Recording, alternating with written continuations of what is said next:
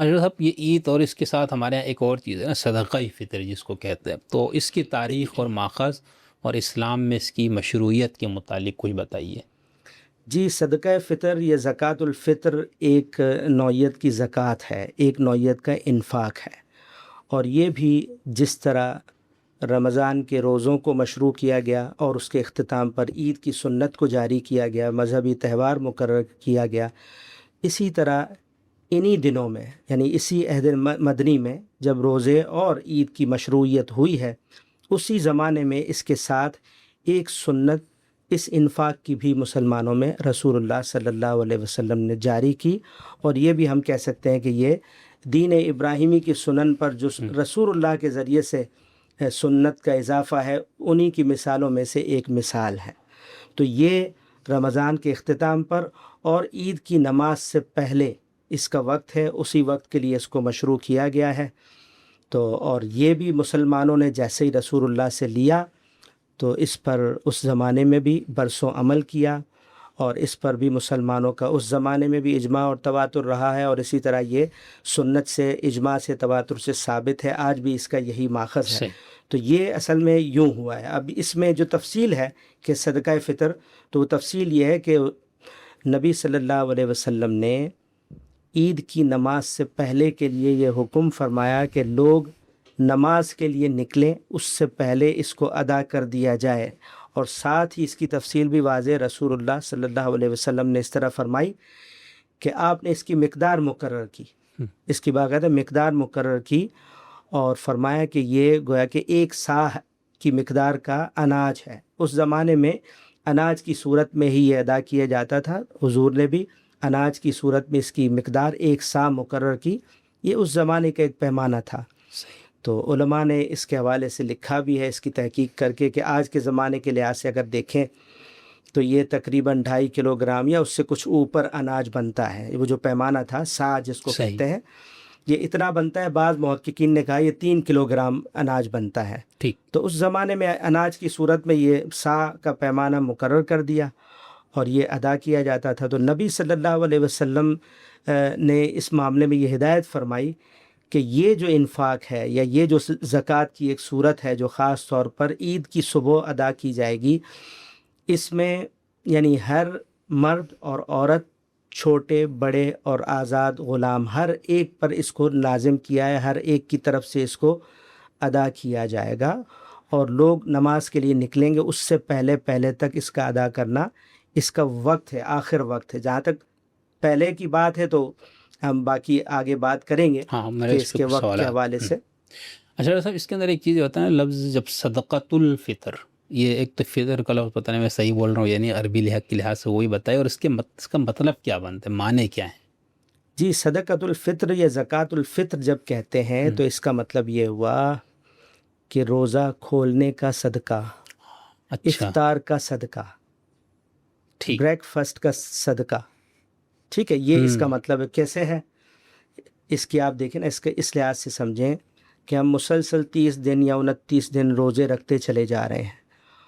اور یک بیک ہمیں حکم ہوتا ہے کہ اب روزوں کی اس عبادت کا وقت ختم ہوا چاہتا ہے، اور اب جو اگلا دن ہے وہ عید کا مذہبی تہوار ہے، اس میں یہ اعمال سنن ہیں جن پر آپ نے عمل کرنا ہے، اور اس دن روزہ نہیں ہوگا، سب نے افطار کرنا ہے، سب نے روزہ کھول دینا ہے۔ تو روزہ کھول دینا جو ہے وہ اصل میں عید الفطر بھی نام اسی وجہ سے، وہ عید کہ جس دن ہم اب افطار کر رہے ہیں، اب ہمارا روزہ نہیں ہے۔ تو صدقۃ الفطر بھی یہ ہے کہ افطار یا روزہ کھولنے کا صدقہ، اور یہ آگے تفصیل بیان ہو جائے گی کہ جب ہم جن لوگوں کے لیے یہ صدقہ کرتے ہیں تو ان کے بھی اصل میں افطار یا کھانے پینے کا بندوبست اس صدقے سے ہوتا ہے، اس لیے اس کو زکوٰۃ الفطر کہتے ہیں۔ اچھا خیر، کہ صدقہ کا یہ آپ نے تھوڑا سا اشارہ کیا، لیکن تھوڑا تفصیل سے بتایا نا کہ اس طرح صدقہ فطر کا مقصد کیا بتایا گیا شریعت میں، اور رمضان اور عید الفطر سے اس کا کیا تعلق بنتا ہے؟ جی، جیسے رمضان میں ہم مسلسل روزے رکھتے ہیں، یہ پابندیاں ہم پر ہوتی ہیں۔ جیسے ہی عید کا دن ہوتا ہے تو عید کی نماز سے پہلے، عید کا تہوار منانے کے بالکل آغاز میں اس صدقے کو رمضان کے روزوں کے متصل بعد اس لیے رکھا گیا ہے کہ جو صاحب ثروت لوگ ہیں، صاحب مال لوگ ہیں، افطار کا دن ہے، اب وہ تو کھائیں گے پئیں گے اور تفریحات کا دن بھی ہے، ان کے لیے کوئی مشکل نہیں ہے، لیکن جو مسلمان غریب ہیں، فقراء ہیں، مساکین ہیں، محتاج ہیں، ان کے لیے بھی افطار کا دن ہے نا آج، کہ وہ کھائیں پئیں اور تفریح کے اس موقع سے فائدہ اٹھائیں۔ تو ان کے پاس چونکہ مال اسباب نہیں ہیں، تو باقی مسلمان جو استطاعت رکھتے ہیں کہ وہ اتنی مقدار میں صدقہ ادا کریں، تو اپنی طرف سے اور اپنے تمام اہل خانہ کی طرف سے اتنا انفاق جب وہ کریں گے تو بندوبست کس چیز کا ہوگا؟ یعنی وہ جو مساکین ہیں، وہ جو فقراء ہیں، جن کو آج کھانا پینا ہے اور آج روزہ سب کے لیے ممنوع ہے، چاہے وہ صاحب مال ہوں، چاہے وہ فقراء و مساکین ہوں، تو ان کے لیے ٹھیک سے عید میں بندوبست ہو جائے کہ ہر ایک شخص کے لیے 2 وقت کا پورے دن کا کھانا میسر آئے۔ تو 1 سا کی جو مقدار ہے جو رسول اللہ صلی اللہ علیہ وسلم نے مقرر فرمائی اس سنت میں، اس سے بھی یہی بات واضح ہوتی ہے کہ وہ پورے دن کا ایک شخص کا کھانا ہے۔ تو رمضان کے ساتھ دیکھیں اس کا یہ تعلق ہے، اور عید کے ساتھ یہ تعلق ہے جو واضح ہوتا ہے۔ اور دیکھیں نبی صلی اللہ علیہ وسلم سے سیدنا ابن عباس رضی اللہ عنہ نے بھی روایت کی ہے، ایک حدیث ہے جو کہ مستند بھی ہے، اور اس میں انہوں نے یہ فرمایا کہ رسالت مآب صلی اللہ علیہ وسلم نے یہ جو صدقہ فطر مشروع فرمایا ہے، یہ سنت جاری فرمائی ہے۔ اس کا مقصد کیا ہے؟ یہ 2 باتیں بتائی ہیں۔ ایک پہلی بات یہ ہے کہ لغو اور جو شہوانی باتیں ہو سکتی ہیں ان کے اثرات سے روزوں کی تطہیر اور مساکین کے لیے کھانے کا بندوبست کرنا، یہ 2 مقصد ہے جو سیدنا ابن عباس نے خود واضح کیے کہ اس مقصد سے حضور نے اس سنت کو مشروع فرمایا تھا۔ تو جو آپ نے بات پوچھی ہے اس حوالے سے میں سمجھتا ہوں اتنی بات کافی ہے۔ بہت اچھا، لیکن ڈاکٹر صاحب اس کے اندر پھر ہمیں اس کا حکم بھی آپ سے معلوم کرنا ہے نا کہ صدقہ فطر کا حکم کیا ہے، یعنی حکم یعنی شریعت میں جو ہم واجب، تطوع اور اس مفہوم میں جو ہم لیتے ہیں، یہ اگر یہ واجب ہے تو کس پر ہے یہ واجب؟ جی حکم یہ کے ہمارا اعتبار ایک سے تصور یہ کہ ہر روزہ دار پہ واجب ہے، تو یہ کیا اسی طرح ہے تھوڑا سا؟ دیکھیں اس میں یوں ہے کہ حکم کے اعتبار سے جب پوچھا جائے کہ ایک چیز جو ہے وہ لازم کی گئی ہے یا ایک پسندیدہ ہے کہ چاہیں آپ کریں اور چاہے نہ کریں، تو صدقہ فطر کا جو حکم ہمیں معلوم ہوتا ہے رسالت مآب صلی اللہ علیہ وسلم سے، اور امت کا بھی اس کے بارے میں جو تصور حضور سے جاری ہے اور جو عمل جاری ہے، اس میں یہ بات ثابت ہے کہ نبی صلی اللہ علیہ وسلم نے اس کو لازم ٹھہرایا، یعنی اس کو آپشنل نہیں بتایا کہ ڈیزائریبل ہے، کوئی چاہتا ہے کرے اور کوئی چاہے تو نہ کرے، بلکہ یہ فرمایا کہ یہ لازم ہے۔ تو اس کی مشروعیت جو ہے وہ استحباب کی یا حکم مندوب ہونے کی نہیں ہے، لازم کی گئی ہے۔ ظاہر ہے اب یہ پوچھا جائے گا کہ لازم کس پر ہے، تو 2 پہلو ہیں۔ ایک پہلو تو استطاعت کے لحاظ سے ہے، تو استطاعت جس کی ہوگی اس پر یہ لازم ہے۔ کوئی شخص کہے کہ میں تو خود فقیر اور مسکین محتاج ہوں، تو ظاہر ہے اس کے لیے تو یہ حکم ہی نہیں ہے، بلکہ وہ وصول کرنے کی جگہ پر ہوگا۔ تو جو استطاعت رکھتا ہے مالی وہی ادا کرے گا، اور جو رکھتا ہے اس کے بارے میں یہ بھی کہا کہ وہ گویا کہ اپنے اہل خانہ کی طرف سے، مردوں کی طرف سے بھی، عورتوں کی طرف سے بھی، بچوں کی طرف سے بھی، بوڑھوں کی طرف سے بھی، اور اگر کوئی غلام بھی ہیں تو ان کی طرف سے بھی وہ سب ادا کیا جائے گا۔ نہیں ایسا نہیں ہے، یعنی جو اس کے ماتحت ہے۔ اچھا، میں نے کہا ہو سکتا ہے عید سے 1-2 دن پہلے کوئی مہمان آیا تو اس کا بھی، وہ اگر ویسے اضافی نفلی انفاق کے طور پر آدمی زیادہ، تو فمن تطوع خیرا فہو خیر اللہ۔ نہیں، ہمارے یہاں یہ رائج یہ مشہور نہیں کہ اگر اسی رات کو کوئی مہمان آپ کے یہاں آئے تو اس کا بھی اس گھر والے کو دینا، اس طرح کا کچھ ہے؟ اس میں ہو سکتا ہے کہ بعض لوگوں نے یہ بات کی ہو سکتا ہے بعض لوگوں نے اس کو لکھا بھی ہو، لیکن آپ شریعت کے لحاظ سے پوچھیں یا رسول اللہ صلی اللہ علیہ وسلم کی احادیث کے لحاظ سے، رہنمائی کے لحاظ سے، تو اتنی ہی بات ہے۔ لیکن کوئی اگر کرتا ہے تو فمن تطوع خیرا فإن اللہ شاکر علیم، اس میں یہ اچھی بات ہے، لیکن اس میں پابندی نہیں ہے کہ آدمی جو ہے وہ اپنے مہمان کی طرف سے بھی ادا کرے۔ اور اس میں کوئی نصاب والا ہونا نہیں ہے نا، مطلب جس کے بعد اتنا ہو، مطلب جیسا آپ نے جس کی طرف اشارہ کیا کہ 2 یا 2.5 کلو یا 3 کلو کا ایک جو یا گندم یا کچھ دے سکتا ہے، تو جس کے پاس اتنا ہو کہ وہ دے سکے، یعنی اس میں کوئی نصاب اس طرح نہیں ہے جو زکوٰۃ کا ہے۔ جی یہ ایک اچھا سوال ہے کہ صدقہ فطر کیا اس شخص پر واجب ہے کہ جو اصل میں جس پر زکوٰۃ بھی فرض ہے؟ ایسا نہیں ہے کہ اس کا کوئی نصاب مقرر کیا گیا ہے۔ زکوٰۃ کا جو قانون ہے، زکوٰۃ کا جو نصاب ہے، اس سے اس کا کوئی تعلق براہ راست نہیں ہے۔ ٹھیک، یہ صرف اسی صبح کے لیے ہے اور اس کا یہی قانون ہے. تو یہ بات جو ہے واضح رہنی چاہیے کہ اس میں زکوٰۃ کے لحاظ سے صاحب نصاب ہونا یہ بالکل بھی کوئی شرط نہیں ہے. ٹھیک. جو شخص بھی اتنی استطاعت رکھتا ہے کہ وہ اپنے اور اپنے بیوی بچوں کی طرف سے ہر فرد کی طرف سے یہ صدقہ ادا کر سکتا ہے تو وہ کرے، اور جو نہیں ادا کر سکتا تو اس پر کوئی حرج کی بات نہیں ہے، اس کے لیے یہ حکم ہے ہی نہیں. ٹھیک ٹھیک. ڈاکٹر صاحب اس کے حکم یا وقت سے متعلق بھی ہمارے ہاں ایک بات پائی جاتی ہے کہ اس کا ٹائم کیا ہے، یعنی کہا جاتا ہے کہ عید کی نماز سے پہلے ہی آپ نے دینا ہے، اور یہ ہے کہ عید کے دن ہی دینا ہے، اس طرح کے کچھ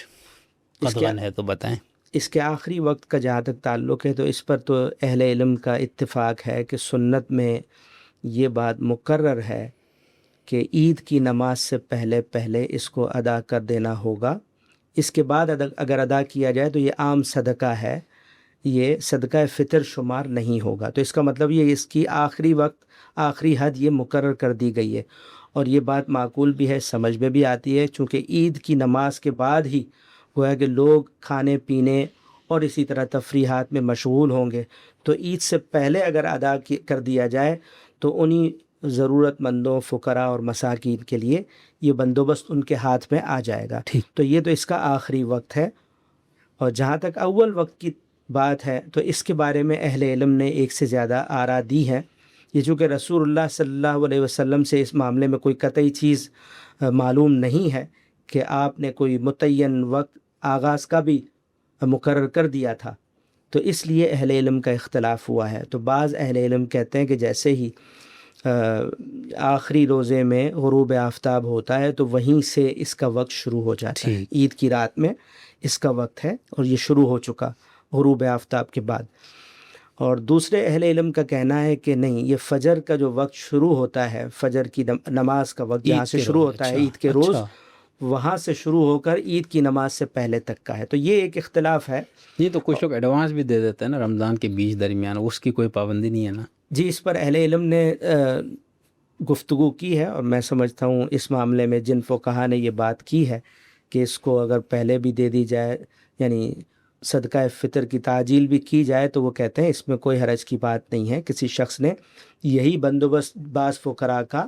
صدقہ فطر ہی کی نیت سے پہلے کر دیا ہے، 1 دن 2 دن 4 دن پہلے، تو اس میں بھی حرج کی کوئی بات نہیں ہے. کیونکہ اس میں کوئی ایسا اگر حکم ہوتا کہ جس میں ہم پابند ہوتے، رسول اللہ کا صریح حکم، تو ظاہر ہے اس کو منع کیا جاتا کہ آپ تعجیل نہیں کر سکتے. لیکن جس نے پہل کی اور ذرا پہلے 2-4 دن پہلے فقراء کو یہ صدقہ دے دیا، تو چونکہ کوئی قانون نہیں ہے اس معاملے میں، تو اس لیے اس کی اجازت بھی ہے، اس میں کوئی حرج کی بات نہیں ہے. اچھا ڈاکٹر صاحب، آپ نے صدقہ فطر کو واجب مانا ہے، تو اس میں ایک سوال یہ پوچھنا چاہ رہا ہوں کہ اس کی واجب مقدار پھر کیا ہے؟ دیکھیں، نبی صلی اللہ علیہ وسلم نے، میں نے عرض کیا کہ اناج کی صورت میں 1 سا کا پیمانہ مقرر کیا ایک صدقہ فطر کے لیے. ٹھیک. اس میں نبی صلی اللہ علیہ وسلم نے فرمایا کہ 1 سا آپ جو بھی دے سکتے ہیں، کھجور بھی دے سکتے ہیں. اور اس زمانے میں اور بھی اناج کی صورتیں تھیں کہ گندم بھی ہے، چاول بھی ہے، کشمش بھی ہے. یہ ہمیں آثار میں اس طرح کی چیزوں کا بھی ذکر ملتا ہے. تو اناج کوئی بھی دیا جائے، یہ مقدار حضور نے مقرر کی 1 سا کی. تو آج کے زمانے میں اگر اس کی کیلکولیشن کریں، جیسا کہ میں نے پہلے بھی عرض کیا کہ بعض علماء 2.5 سے کچھ زیادہ کلوگرام، اور کچھ جو ہے علماء کی تحقیق ہے کہ 3 کلوگرام کے برابر یہ اناج ہوتا ہے آج کے پیمانے کے حساب سے. اگر آپ اس کو کنورٹ کریں، سا کو کلوگرام میں اگر کنورٹ کریں تو اتنا بنتا ہے 2 سا کا. یعنی نبی صلی اللہ علیہ وسلم نے 1 سا مقرر کیا ہے کھجور کا یا جو کا. تو وہ 1 سا آج کی کیلکولیشن کے لحاظ سے اگر دیکھا جائے تو وہ 2.5 کلوگرام یا زیادہ سے زیادہ 3 کلوگرام تک بنتا ہے. تو یہ مقدار ہے جو نبی صلی اللہ علیہ وسلم نے اس میں باقاعدہ مقرر فرما دی تھی. بہت شکریہ سر. ایک اور سوال صدقہ فطر سے متعلق میں پوچھنا یہ چاہوں گا کہ ہمارے ہاں یہ بے بحث کرتے ہیں کہ بھئی یہ معاشرے میں موجود صرف مسلمانوں کو دینا ہے یا غیر مسلموں کو بھی دیا جا سکتا ہے، تو تھوڑی سی اس کی وضاحت فرمائیے کیا، اور اس کے ساتھ کیا اس کے مصارف بھی زکوٰۃ ہی کے مصارف ہیں؟ دیکھیں، اس کے بارے میں یہ سمجھنا چاہیے کہ جب اس صدقہ فطر کا فلسفہ ہم نے سمجھ لیا کہ رمضان کے اختتام پر اور عید کے دن اس کو کیوں اور کن لوگوں کے لیے مشروع کیا گیا ہے، تو جیسے ہی ہم اس کی حکمت، اس کا فلسفہ اور اس کا مقصد سمجھ لیتے ہیں تو اس سے یہ بات آپ واضح ہوتی ہے کہ یہ صدقہ جو ہے، یہ انفاق جو رکھا گیا ہے نماز عید سے پہلے، یہ مسلمان فقراء اور مساکین کے لیے رکھا گیا ہے۔ تو جو اہل علم یہ بات کرتے ہیں، انہوں نے لکھی بھی ہے، بہت سے فقہاء نے بھی صراحت کر دی ہے کہ یہ مسلمان کے فقراء اور مساکین کے لیے ہی خاص ہے، تو یہ رائے بالکل درست ہے۔ جو حضرات یہ بتاتے ہیں یا یہ فقہی رائے دیتے ہیں کہ صدقہ فطر کو غیر مسلموں کے لیے یا دوسرے اقوام کے لوگوں کے لیے، دوسرے مذاہب کو ماننے والوں کو بھی یہ صدقہ فطر دیا جا سکتا ہے، تو یہ بات ٹھیک نہیں ہے۔ کیوں؟ اس لیے کہ جب ہم یہ بات کر رہے ہیں اور اس بات کو ہم نے شریعت سے سمجھ لیا ہے کہ اللہ تعالیٰ یہ چاہتے ہیں کہ عید کے دن وہ لوگ کہ جو افطار کریں گے لیکن ان کے پاس اسباب نہیں ہیں، وہ کھائیں گے پئیں گے کیسے، ان کے لیے ایک صدقہ رکھا جائے، اور وہ ظاہر مسلمان تھے، انہوں نے 30 دن روزے رکھے، تو ان کے لیے یہ بندوبست کیا گیا ہے۔ تو یہ صدقہ فطر مسلمانوں کے فقراء اور مساکین کے لیے ہے، زکوٰۃ کی طرح نہیں ہے کہ آپ نظم اجتماعی کی بہبود کے تمام کاموں میں خرچ کر سکتے ہیں، غیر مسلموں کی تالیف قلب کے لیے بھی خرچ کر سکتے ہیں، ان کے مریضوں کے لیے بھی خرچ کر سکتے ہیں۔ تو زکوٰۃ کے مصارف کا معاملہ بالکل الگ ہے، اس کا مصرف جو ہے وہ خاص ہے، اور یہ انہی کو دیا جائے گا۔ صحیح، ٹھیک، بالکل، بہت اچھا۔ اچھا، ایک اور سوال، بعض علماء یہ جو کہتے ہیں کہ صدقہ فطر صرف اناج کی صورت میں ادا کیا جائے گا، اس کے بارے میں آپ کی کیا رائے ہے؟ جی، یہ بات ٹھیک ہے کہ بعض فقہاء اس پر اصرار کرتے ہیں کہ حضور نے اس کو اناج کی صورت میں جاری کیا، حضور کے دور میں اسی صورت میں یہ ادا کیا جاتا تھا، تو اب بھی ایسے ہی ادا کرنا چاہیے۔ تو اس پر جو ہے میں سمجھتا ہوں اصرار کرنے کی کوئی وجہ نہیں ہے، ایسی کوئی چیز، ایسی کوئی دلیل کہ جو اس میں مانع ہو کہ یہ اناج کے سوا کسی اور صورت میں ادا نہیں کیا جا سکتا۔ اگر ہم اس کا اصل مقصد سمجھ سکتے ہیں اور سمجھ لیتے ہیں کہ اس کا مقصد جو ہے وہ فقراء اور مساکین کو اس دن کھانے پینے میں سہولت بہم پہنچانا ہے، تو اب ہم اناج سے دیں تب بھی ٹھیک ہے، اس میں کوئی حرج کی بات نہیں ہے۔ آج بھی جو لوگ اناج کی صورت میں یہ صدقہ ادا کرنا چاہیں تو بالکل کریں، بالکل ٹھیک ہے۔ لیکن جو لوگ چاہتے ہیں کہ آج کے زمانے میں، آج کے تمدن میں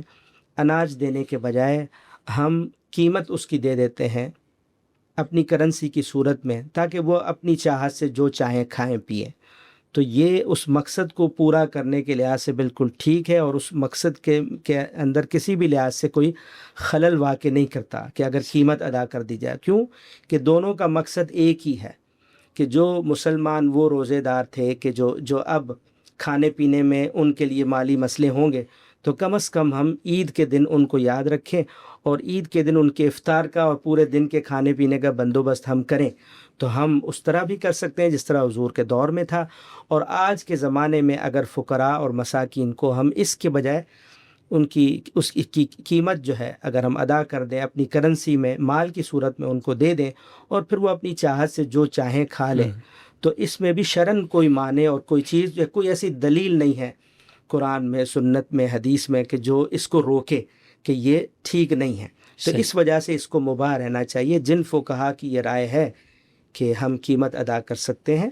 اس کا ثمن ادا کر سکتے ہیں، اور اناج کی صورت میں اس کو ادا کرنا لازم نہیں ہے، یہ موقف میں سمجھتا ہوں بالکل ٹھیک ہے، صائب ہے اور قوی ہے۔ ٹھیک۔ اجرا صاحب، ہمارے ایک بات یہ کہی جاتی ہے کہ وہ جو حدیث آپ نے جس کی طرف اشارہ فرمایا تھا پچھلے سوال کے جواب میں، کہ تمر یعنی کھجور، کشمش، گندم، جو یا جو بھی اس طرح کی 3-4 چیزوں کا شاید نام لیا گیا، تو اس کا ایک ساتھ دیا جائے، تو پھر ہمارے ہیں جب اس کو کرنسی میں دینے کا جب رواج پڑ گیا، اب تو میرے خیال سے شہروں میں تو بالکل کرنسی کے علاوہ تو کوئی دوسری صورت ہے ہی نہیں، اب گاؤں دیہات میں شاید کوئی دوسری چیزیں ہو، تو اس کے اندر ایک بات ہم یہ سنتے ہیں کہ بھئی مثال ایک ملک ریاض جیسا بہت اربپتی بندہ، وہ زیادہ اپنے گھر میں جو چیز استعمال کرے گا، اور ایک بالکل مزدور بندہ، ٹھیک ہے نا، تو وہ جس طرح سے استعمال کرے گا چیزیں کھانے پینے میں. تو یہ جو ہمارے ایک تصور ہے، یا پتہ نہیں میں غلط کہہ رہا ہوں، کہ بھئی جو آپ کی گھر میں زیادہ جو آپ چیزیں رائج کھانے کے ہے اسی کے حساب سے دینا، اس طرح کی کوئی چیز بھی ہے؟ دیکھیں یہ سوال بھی بہت اہم ہے. مقدار پر ہم بات کر چکے ہیں کہ مقدار حضور نے کیا مقرر فرمائی تھی، اور پھر اصل مقصد بھی ہم نے سمجھنے کی کوشش کی کہ ایک صدقہ فطر کا مطلب یہ ہے کہ ایک فرد کے لیے اس دن کا کھانا ہو جائے، ایک فرد کے لیے اس دن کا کھانا ہو جائے. تو جب ہم قیمت کی صورت میں دیں گے، اناج کی صورت میں نہیں دیں گے، تو پھر یہاں یہ سوال پیدا ہوتا ہے کہ جس فرد کو ہم ایک صدقہ فطر ایک فرد کی طرف سے دے رہے ہیں، اس فرد کا پورے دن کا کھانا کس معیار کے لحاظ سے کیلکولیٹ کیا جائے؟ صحیح. کیا دینے ہم والے کا اپنے لحاظ سے کریں یا اس لینے والے کے لحاظ سے کریں؟ اس میں دیکھیں عملاً تفاوت ہو سکتا ہے. ایک تو یعنی یہ رائے بھی دی جا سکتی ہے کہ جو شخص ادا کر رہا ہے وہ ایوریج لے لے کہ ہمارے معاشرے میں ایوریج پورے دن کا کھانا ایک شخص کا کیا ہے، اس لحاظ سے صدقہ فطر کو کیلکولیٹ کرے. اور دوسرا یہ طریقہ ہو سکتا ہے کہ وہ اپنے اسٹینڈرڈ کو دیکھے کہ میں کس اسٹینڈرڈ میں کھاتا پیتا ہوں، میرے لیے ایک مناسب کھانا پورے دن کا کیا ہوتا ہے، اس لحاظ سے میں ایک فرد کی طرف سے اپنے فیملی کے ہر فرد کی طرف سے اسی کیلکولیشن کے حساب سے میں ادا کروں. تو اگر ایسا کرتا ہے تو یہ اور بھی افضل ہے. اور معاشرے کے ایوریج فرد کے لحاظ سے کیلکولیشن ایک فرد کی پورے دن کے کھانے کی نکالتا ہے تو وہ بھی نکال سکتا ہے. تو یہ اپنے اپنے لحاظ سے لوگ اس میں طے کریں گے. دین اور شریعت تو اس معاملے میں کوئی قانون سازی اس نے نہیں کی. اگر آپ اس کی قانون سازی ہی کو فالو کرنا چاہتے ہیں تو پھر تو وہ اناج کی صورت میں ایک سا ہی ہے، یعنی 2.5-3 کلو گرام کی جو ہے جو اناج ہے. اور وہ اناج بھی یہ ہو سکتا ہے کہ آپ قیمتی اناج اس میں ڈال کے دیں گے تو وہ 2.5-3 کلو گرام زیادہ قیمتی ہوگا. بالکل. اور آپ ایوریج چیز دیں گے تو وہ نسبتاً قیمت کے لحاظ سے کم ہوگا. تو اس میں بھی دیکھیں کہ آپ جو ہے، کھجور ہے، کشمش ہے، جو بھی اناج ڈالیں گے اس میں پورے ایک سا، تو اس میں قیمت کے لحاظ سے ہر چیز برابر نہیں ہوگی. حضور نے مقدار مقرر کی ہے. تو آپ ایک پیمانے کو اگر آج بھی رکھتے ہیں اسی پیمانے کو، تو اس میں جو چاہیں اناج ڈال کر آپ دے دیں تو وہ معاملہ پورا ہو گیا. اس میں بھی آپ کے لیے یہ اختیار ہے کہ آپ ان اناجوں میں سے خود طے کر لیں کہ آپ قیمتی والا کوئی اناج دے رہے ہیں یا اس سے نسبتاً کم یا اس سے بھی زیادہ جو آپ کے لیے افورڈیبل ہے وہ دے رہے ہیں. تو اس معاملے میں کوئی ایسی چیز نہیں ہے کہ جس کی پابندی لازم ہو مسلمانوں پر، لیکن وہ اپنے اپنے لحاظ سے اس معاملے میں ہم طے کر سکتے ہیں. جیسے مجھے یاد ہے شاید پچھلے سال بھی ہر سال یہ ہوتا ہوگا کہ مفتی ہمارے جو بریلویوں کے مفتی اعظم مفتی منیب الرحمن صاحب، ان کی طرف سے وہ جو جاری ہوا تھا صدقہ فطر کی جو کہ رقم، تو اس میں انہوں نے یہ کیا تھا کہ کشمش کے حساب سے یہ بنتا ہے، گندم کے حساب سے یہ بنتا ہے، کھجور کے حساب سے یہ بنتا ہے. تو آپ اس پابندی کو نہیں، یعنی جو ہمارے عام تو مشہور ہے نا بھائی، یعنی جو زیادہ تر جو لوگ دیا، جو ہمارے ہاں جو کم سے کم مقرر کیا جاتا ہے کیا کہتے ہیں صدقہ فطر، وہ گندم کے حساب سے ہے کہ یہ چونکہ سب سے زیادہ رائج ہے، کثیر الاستعمال ہے اور ہر بندے کے استعمال کی چیز ہے. تو آپ اس چیز کو کہہ رہے کہ اگر ایک ارب پتی امیر آدمی بھی وہ گندم کے حساب سے ہی دے دے تو کوئی حرج کی بات نہیں ہے شریعت کی روح سے. یعنی تطوع تو یہ ہے، اس کی اپنی شرافت کا یا اس کی سخاوت کا تو یہی تقاضا ہے کہ وہ مہنگے اس کے حساب سے دے، لیکن اگر وہ کم دے رہے تو ادائیگی ہے، اس میں کوئی مسئلہ نہیں ہے. دیکھیں جب اس طرح چیز بتائی جاتی ہے، یعنی حکم اس طرح لوگوں تک پہنچایا جائے کہ 2 4 5 جو آپشنز تھے اس زمانے میں اناج کے اور ایک سا اگر دیکھا جائے تو آج انہی اناجوں کا کیا اماؤنٹ بنتا ہے، کیا ویلیو بنتی ہے. اس طرح کیلکولیشن جب نکال لیتے ہیں تو ایک تو یہ ہے نا کہ آپ انہی چیزوں کو اتنی ہی مقدار میں ضرورت مندوں کو دے دیں، ان میں سے کوئی ایک انتخاب کر لیں. ٹھیک ہے، تو آپ کے پاس جب انتخاب ہے ان میں سے کوئی بھی قیمتی یا ادنا چیز کو لے کر صدقہ کرنے کا، تو اس کا مطلب شریعت نے آپ کو اس کی اجازت دے رکھی ہے کہ آپ ان میں سے کوئی بھی انتخاب کر سکتے ہیں. لیکن جب یہ کہا جاتا ہے کہ ان میں سے کسی ایک کو معیار بنا کے آپ روپوں میں کیلکولیشن کریں کہ آپ کی جو ہے نا ایک فرد کی صدقہ فطر کیا بنا، تو اس کی ضرورت نہیں ہے. اچھا، اس کی ضرورت نہیں ہے. یا تو آپ وہی چیز، وہی اناج اسی وزن کے ساتھ وہ آپ صدقہ کریں، اور جب آپ یہ بات سمجھ رہے ہیں کہ اس کا مقصد اصل میں ایک